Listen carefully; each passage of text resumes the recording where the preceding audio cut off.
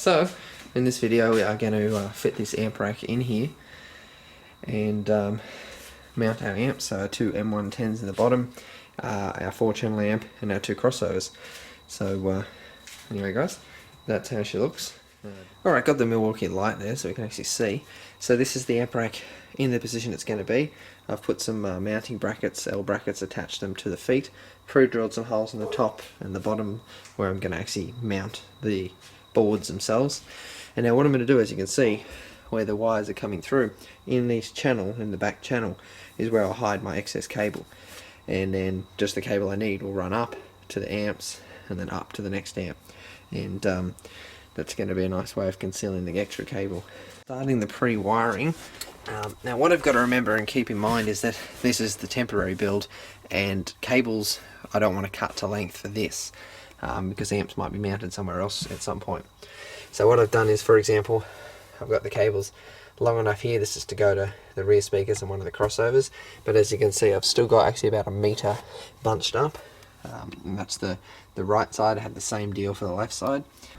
Alright, we have majority of the wiring done. So underneath the bottom panel, all the wiring is now hidden, and that's mounted. These two amps are now mounted as well.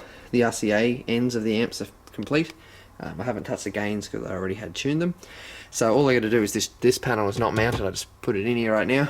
Is wire up each power end of the amp, and then the top amp, the wiring is pre-ran for the amp and the wiring for the crossovers. Alrighty, and there we have the two amps wired up. As you can see, the blue lights are on.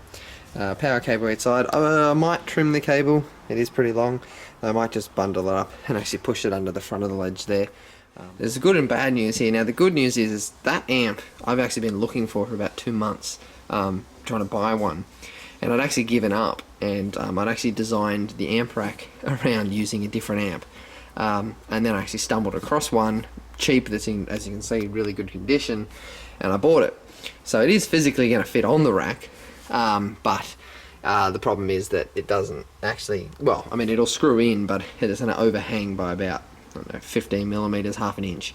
So it actually hangs off the rack, which is just a little annoying, because the amp I'd actually built for the top of the rack was the Arc Audio 6 channel, KS 9000 or whatever it is, and it was going to fit because it's a much longer, skinnier amp. So it doesn't matter at the end of the day. It still looks pretty cool that I've got the 3 amps matching, but it actually, now that one overhangs, whereas the other two sit in there like they should. A little annoying, because yeah, I actually designed the rack for the other amp, but this amp's twice as powerful. We have our crossovers wired in, so wire from the amp into each crossover, and then obviously to each tweeter and woofer in the front, and then we have our rear speakers wired up.